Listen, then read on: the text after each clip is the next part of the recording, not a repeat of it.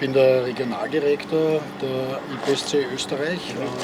Der Weltverband ist so organisiert, dass in jedem Land es eine Unterorganisation gibt und der steht der Regionaldirektor vor, kann man auch sagen als Präsident oder so, ja, für Leute, die da nicht so involviert sind.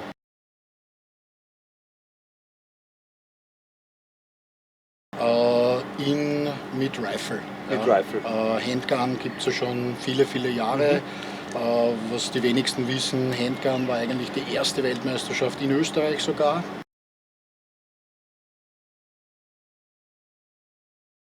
Natürlich, in Österreich ist es auch so, dass du dich für so eine Sache qualifizieren musst. Also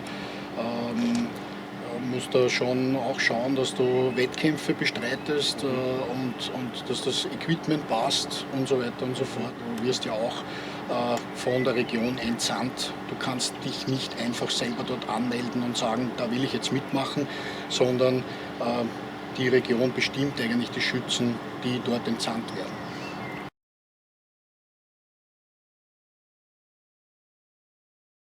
Ja, wir haben natürlich das Ganze organisieren müssen, damit wir in Russland die Waffen überhaupt haben dürfen. Die Munition natürlich, dass wir auch dort noch eine Munition bekommen, weil wir hätten ja mit dem Flieger nur 5 Kilo Munition mitnehmen dürfen, das wäre zu wenig gewesen. Und diese ganze Visumgeschichte, dort haben wir unsere Schützen unterstützt, soweit es uns möglich war. Ja. Und auch bei dieser ganzen Anmeldung, also diese ganze Anmeldung zu dieser Veranstaltung kann nur der Verband machen, das kann der Schütze selber gar nicht machen. Ja. Und der muss uns seine Daten übermitteln und wir haben dann die Daten an die russische Seite, an den russischen Veranstalter übermittelt und die haben dann für die Papiere gesorgt.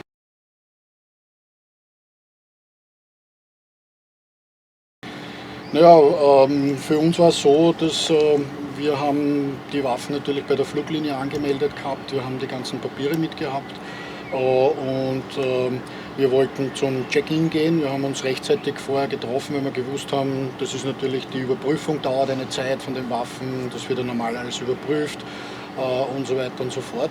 Und von da haben wir uns rechtzeitig getroffen. Und wie wir zum Check-in gehen wollten, haben uns dann 2 Zollbeamte empfangen, die uns erklärt haben, dass wir mit den Waffen nicht nach Russland ausreisen dürfen. Wir haben uns vorab informiert, natürlich auch beim Zoll. Vom Zoll selber haben wir bekommen eine EU-Richtlinie, wonach Sportwaffen und Jagdwaffen mit Munition keiner besonderen Ausfuhrbewilligung benötigen. Ja. Ich wollte das auch schriftlich bekommen von diversen Ministerien. Leider habe ich nirgends etwas schriftlich bekommen. Überall hat man gesagt, ja, sie brauchen uns nichts Schriftliches geben, weil das ist ja bestehendes Gesetz. Ja. Und für das braucht man nichts Schriftliches. Ja. Und dort hat man uns dann erklärt, nein, sie haben erst in der Früh vom Ministerium, ich kann es jetzt nicht genau sagen von wem, weil dieses E-Mail, das die Zollfahnder da bekommen haben, hat man uns nur vorgelesen, das hat man uns nicht gezeigt. Man hat gesagt, das ist eine interne Dienstanweisung und diese Dienstanweisung schreibt ihnen jetzt vor, dass sie uns hier mit Waffen nicht nach Russland reisen lassen dürfen.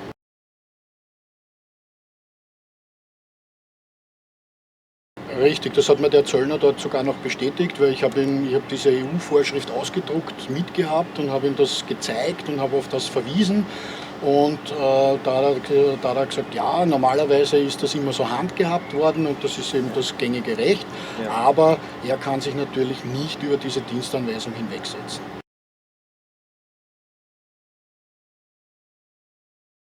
Natürlich nicht. Ne? Erstens einmal stimmt jeder sein Sportgerät auf sich individuell ab. Also das Gleiche ist, wie wenn ein Skifahrer seine Rennski eigens präpariert. Ja? Genauso stimmst du dein Sportgerät ab, optimal für dich, auf deine Körpergröße, auf deine Bedürfnisse, auf deine eigene Munition und so weiter und so fort. Da fließt sehr viel Zeit hinein, dass man das eigentlich so abstimmt, dass das für einen selber wirklich passt. Ja? Und ja, Das wäre ungefähr so, wie wenn irgendein Rallyefahrer sein Auto abstimmt für eine Rallye und dann heißt so, jetzt setz dich da in irgendein sozusagen Auto und fahr mit dem, das nicht einmal gescheit geeignet ist fürs Rallyfahren. Ja.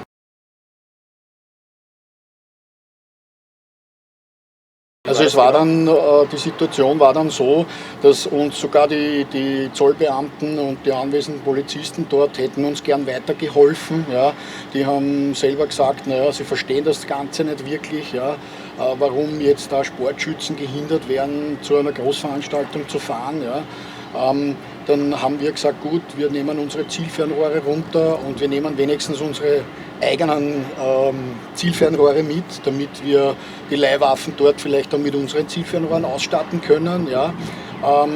Dann war die Zollbeamten waren dann sogar so nett und haben uns eine Räumlichkeit zur Verfügung gestellt, weil wir können ja dort nicht am Flughafen einfach mit den Waffen herumhantieren. Ja. Und die ersten Schützen von uns haben schon die Zielfernrohre runtergenommen gehabt und auf einmal ist ein Anruf gekommen, hat der Zollbeamte einen Anruf bekommen und da hat es geheißen, nein, auch wir dürfen die Zielfernrohre nicht mitnehmen und auch kein anderes Equipment in irgendeiner Form und Weise. Wie das überhaupt gegangen ist oder so, das weiß ich bis heute nicht. Ja. Auf jeden Fall hat das schon gezeigt, dass hier jemand dahinter steht, der das unbedingt verhindern möchte. Ja. Und da war es halt dann so, dass das halbe Team sich umentschieden hat und gesagt hat, ja, unter den Voraussetzungen macht es keinen Sinn und die sind dann zu Hause geblieben. Und das halbe Team hat gesagt, na, wir lassen uns sozusagen das Erlebnis da nicht zusammenhauen und wir fliegen trotzdem auch ohne unsere Waffen. Und das war dann auch nur möglich, nachdem ich meinen Firmenkollegen angerufen habe, der gekommen ist und hat dann die Waffen abgeholt. Überhaupt, weil ich kann ja auch nicht einfach nur so die Waffe am Flughafen liegen lassen. Ja. Natürlich, ja. Natürlich.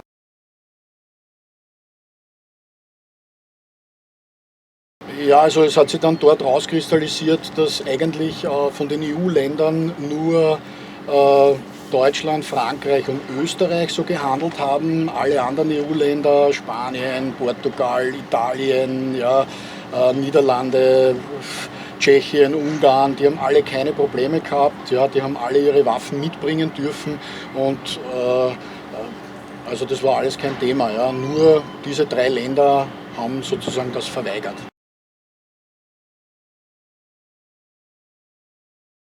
Da muss ich ehrlich sagen, da ist uns eigentlich eine Welle der Hilfsbereitschaft entgegengeschwappt. Ja. Die haben uns wirklich versucht zu helfen, wo es nur geht.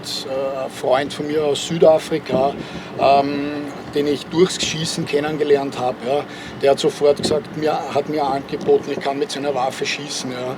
Und aus der Tschechei, aus Ungarn, also auch aus Russland, Schützen haben uns da angeboten, dass wir mit ihren Waffen, dass sie uns die Waffen borgen und dass wir dort schießen dürfen. Ja.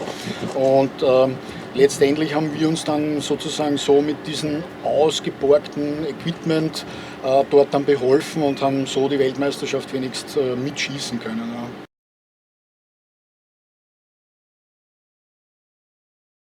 Ja, absolut. Und da hat man wieder eben gesehen, dass eben gerade auch solche Großveranstaltungen völkerverbindend sind und die Leute zusammenbringen. Ja. Und gerade das hat auch, deswegen hat niemand verstanden, wieso wir da jetzt an der Ausreise behindert werden und wieso wir da jetzt wie Verbrecher hingestellt werden, ja, wo wir zu einer Sportveranstaltung reisen wollen.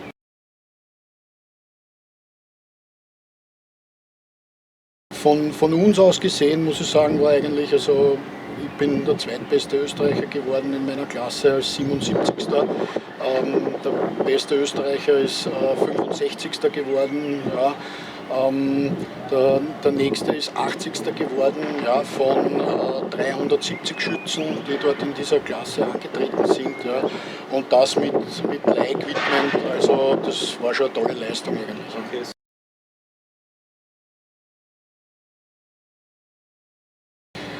Nein, wir werden da schon noch schauen mit unserem Anwalt, der am Tag unserer Abreise noch versucht hat, hier Lösungen zu finden und der an dem Tag über 60 E-Mails an diverseste Stellen geschrieben hat und wirklich da versucht hat, etwas noch zu bewegen und zu bewirken. Ja.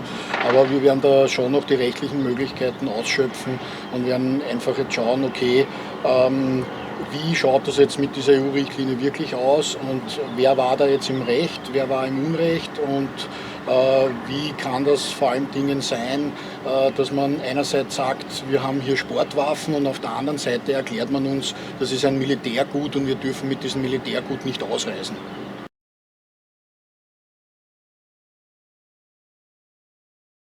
Das wird sicher im Laufe dieses ganzen Verfahrens, nehme ich einmal an, ans Licht kommen, ja, weil auch hier zum Beispiel gibt es jetzt eine Unsicherheit von der Polizei aus gesehen, von Schwechat, weil die sind ja eigentlich vom Flughafen für die Waffenkontrollen zuständig und der Offizier dort hat zum Beispiel überhaupt nichts davon gewusst und der sagt jetzt natürlich, okay, aufgrund welchen Bescheides, aufgrund welcher Weisung ist das jetzt anders zu handhaben. Ja?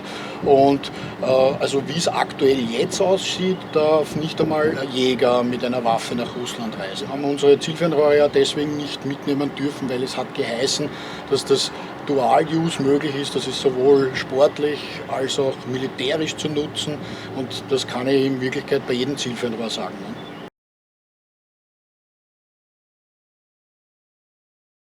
Ja, ich bedanke mich recht herzlich bei euch, dass ich da die Möglichkeit bekommen habe, hier mal am breiteren Forum das zugänglich zu machen.